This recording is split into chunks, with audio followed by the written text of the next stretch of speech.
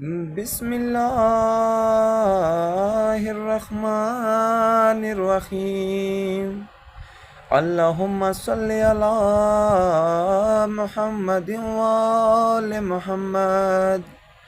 اللهم كن لوليك الحجة ابن الحسن صلواتك عليه وعلى آبائه في هذه الساعة وفي كل ساعة، وليا وحافظا وقائدا وناصرا ودليلا وعينا حتى تسكنه ورزقا طوعا وتمتعه فيها طويلا برحمتك يا أرحم